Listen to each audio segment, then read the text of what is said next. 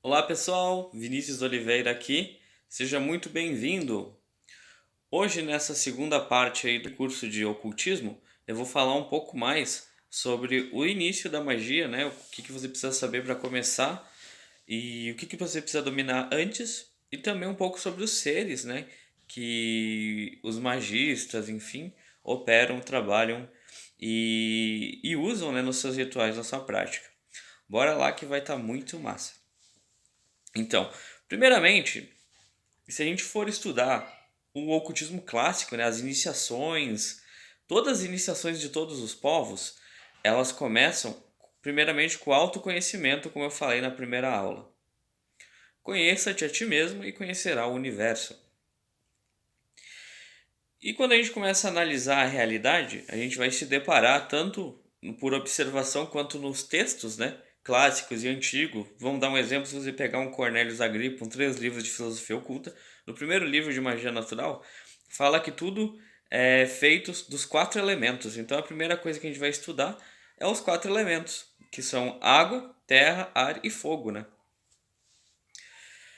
Então, esses primeiros elementos aí, o terra, água, ar e fogo, eles são primeiramente como puros, né? E depois tem os mais complexos, que são mistos, que tem um ou mais elementos juntos na sua composição. E esses elementos são animados para os seres, né, chamado elementais, que no qual a gente trabalha nas operações e tudo mais, né? Então, os elementais, eles são divididos, né, pelas essas 4 classes, e tem elementais simples e compostos, que são os mais complexos. Os primeiros, que são mais simples, são ondinas e nereidas para água, onde tem sereias, todo tipo de seres, né, aquáticos. Tem os aéreos, que são silfos e elfos, né, que são do ar. A terra, a gente tem os gnomos, anões e pigmeus. E o fogo, por último, a gente tem as salamandras e os dragões, né, que são seres associados, elementais associados aí ao fogo, ao elemento fogo, né? O, cada um tem especificações diferenciadas. E esses são os primeiros elementos que o mago precisa dominar, né, para antes de começar a trabalhar com magia. Então todas as iniciações passam pelos 4 elementos. Você percebe que sempre em toda iniciação, ou você é vendado e colocado num caixão, que tem a ver com a terra, né? Ou você vai ficar numa caverna escura e tomar plantas de poder, como o xamã fazia, né? Como se você entrasse lá no útero da mãe Gaia e saísse de manhã, né, como um novo homem. Então o iniciado, ele era chamado de Dionísio, nascido 2 vezes. Porque o Dionísio, se você já estudou a história de Dionísio, ele é considerado nascido 2 vezes, né? O que acontece? A iniciação primeira, ela se deve dominar o elemento terra tanto dentro de você, os aspectos dele, né? Que é aquele instinto animal, a gula, as paixões baixas, as paixões animais, os vícios e também a segurança, né? Como segurança? Segurança financeira, estabilidade. Você tem que ser uma pessoa segura, né? Então, quando você vencer a matéria, entre aspas, né? O dragão da matéria, a gente diz que você é um Dionísio, um nascido 2 vezes. Daí você começa a iniciação na água, que aí é só de um plano astral. Algumas analogias nos filmes, né, mostram, por exemplo, o Neo recebendo 2 pílulas do Prometeu, que é o deus dos sonhos, do astral, e o Morpheus, não Prometeu, perdão. O Morpheus, ele dá a pílula vermelha pro Neo, e o Neo vai pro astral e conhece a verdade mais sutil ali que tem na primeira iniciação. Aí, quando o cara já está iniciado nos mistérios da água, você tem que dominar as emoções, equilibrar a mente, começar a criar, né, uma estrutura do templo mental e criar a sua egrégora. Criar ou participar da sua egrégora, né, na qual ele vai trazer para o seu templo. Vamos dar um exemplo: a egrégora judaico-cristã tem a magia salomônica. Você vai incorporar essa egrégora, essa forma de pensamento, na estrutura dos seus rituais e na sua vida. É aí que você tem segurança e fé, né? Que os judeus chamam de emuná.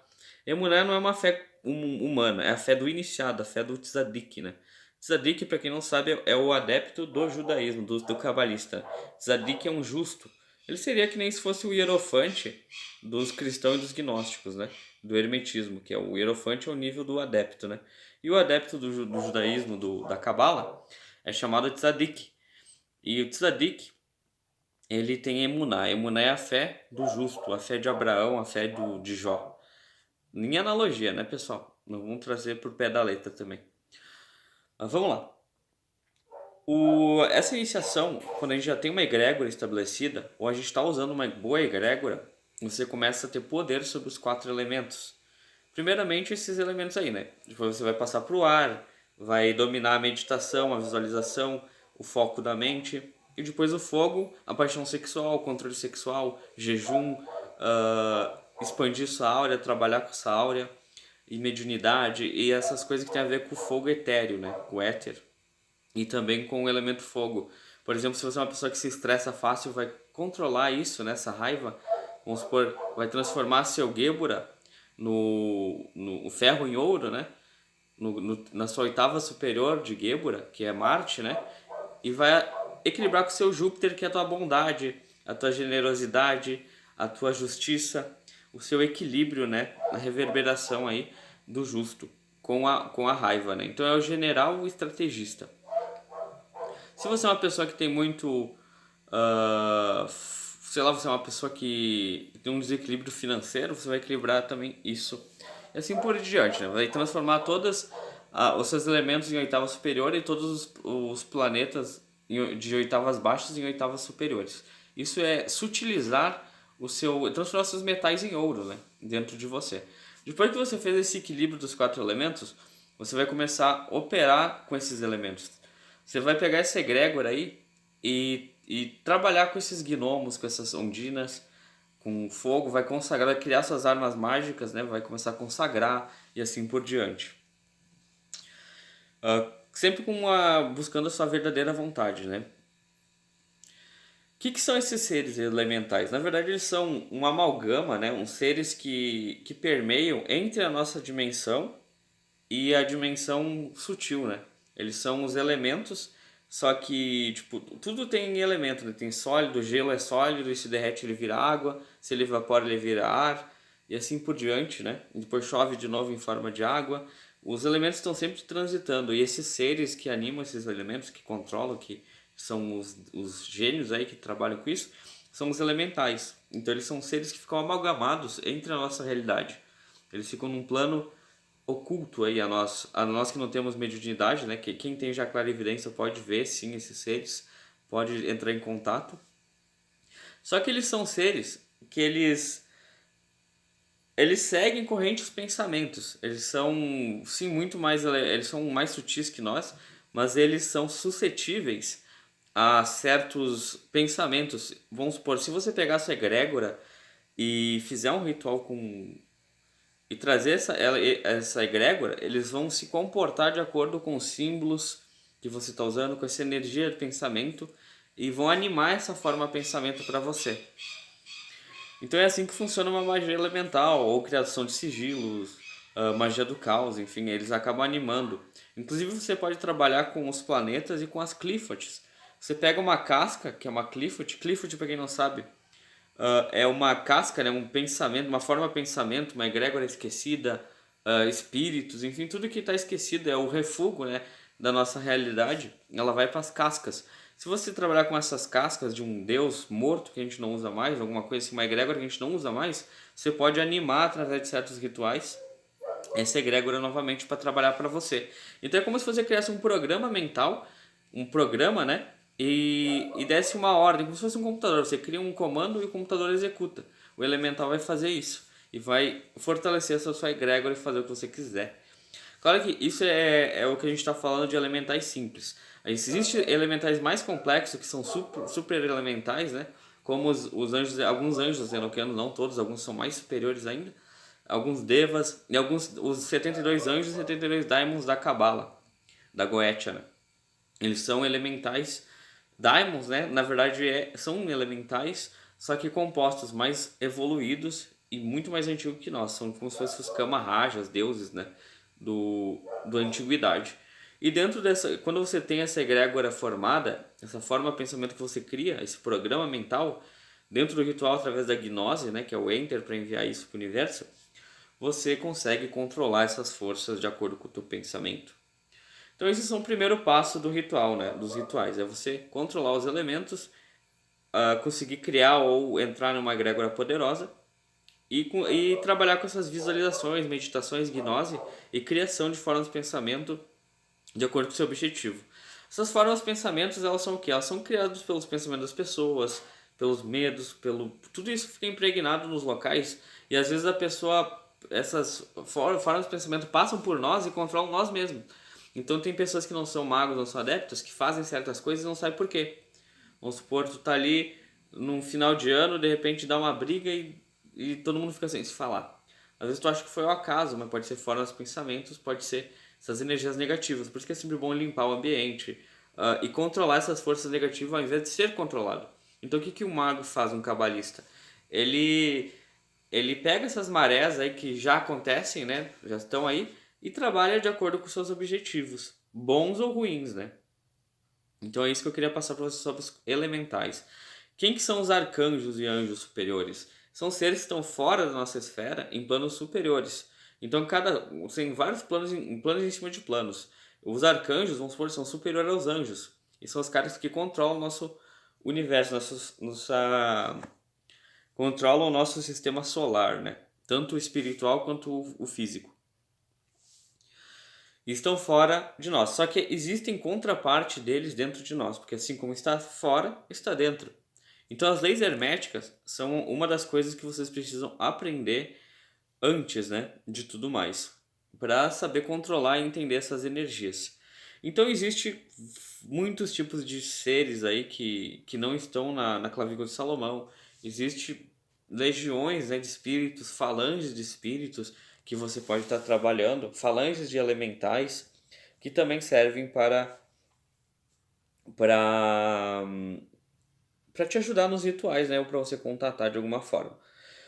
Outra coisa que você tem que começar a fazer é aprender a desenhar e confeccionar seus objetos. Porque tem muitas pessoas que acabam comprando da internet, círculo mágico, comprando baqueta, comprando. O bom é você fazer os seus próprios objetos, inclusive o seu círculo mágico.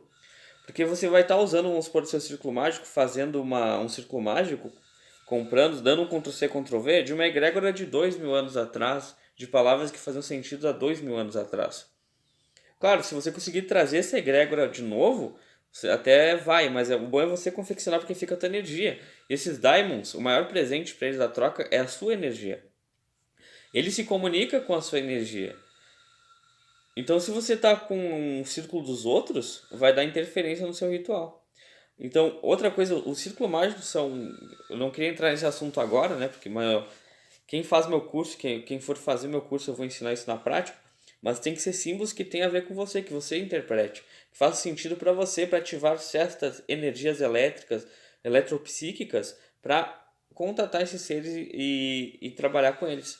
Então, se você botar um círculo mágico tudo em enoquiano lá que você não entende, não vai fazer sentido para você. E não vai importar nada.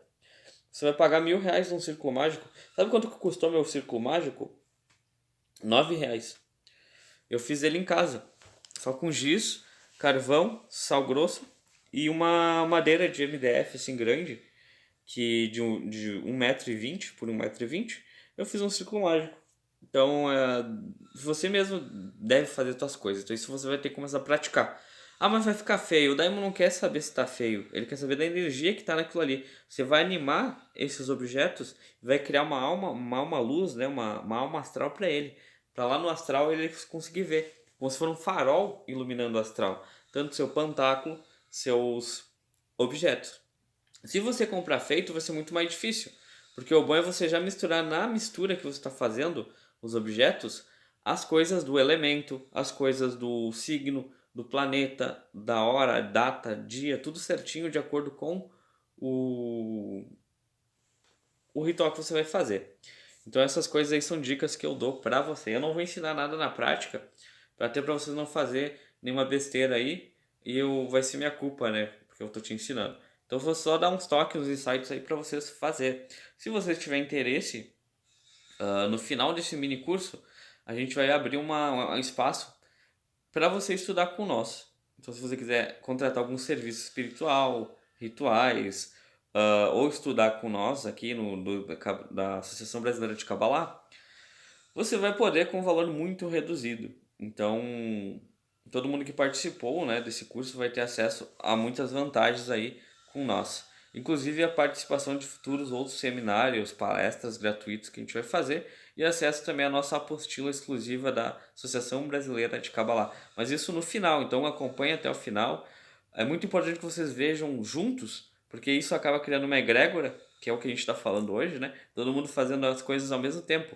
Por isso que eu tiro do ar os vídeos e é sempre tem que ser nas horas certas e excluo a maioria das pessoas para não estragar a egrégora e não ficar ruim, né? Pode ser que eu mantenha esse grupo por mais tempo e não feche no final, mas isso depende de vocês, da participação de vocês. Então, eu preciso que vocês cooperem, né, e participem nas horas certas, nos dias certos e também no comentem, né, façam perguntas, nem se for como é que foi meu dia, sei lá, só para movimentar o grupo mesmo. Peça sobre alguma dúvida, tipo, elementais. Elementais são compostos de elemento, como assim? Como é que é a aparência deles? Como é que eles aparecem? Essas dúvidas aí são importantes vocês pedirem, vocês fazerem essas perguntas para mim, ok? Então existe classes e classes e classes de seres. Então, se a gente for dividir, existe elementais, existe anjos que são mesclados, né, híbridos com elementais, existe seres artificiais que não existem, são formas de pensamento animado por outros fatores aí energéticos, programados, né? Você programa como se fosse um robozinho energético que não tem uma alma, não tem um espírito, mas é feito de ruach, que é matéria fluídica astral, né, que é feito de éter. E você pode fazer isso na magia. É o mais básico. Na verdade, da magia você animar um robozinho desses para trabalhar para você, para proteção, para sei lá, para qualquer coisa aí, vai estar afetando. Até porque lembra que eu falei que às vezes passa uma forma de pensamento, as pessoas agem achando que elas estão agindo por conta, mas na verdade elas estão agindo subconscientemente por causa dessa forma de pensamento. Então você pode manipular as pessoas, as atitudes, os acontecimentos físicos através da magia. Isso é o mais básico, tem muito mais coisa que você pode fazer, ok? Então, espero que vocês tenham gostado dessa primeira parte da aula. Eu vou fazer mais uma parte aí explicando um pouco mais sobre um passo a passo de um ritual e os objetos, altares e tudo mais que você usa nas práticas. Não vou ensinar o que fazer, só vou falar o que tem e o que não tem, tá, pessoal? Então, até a próxima.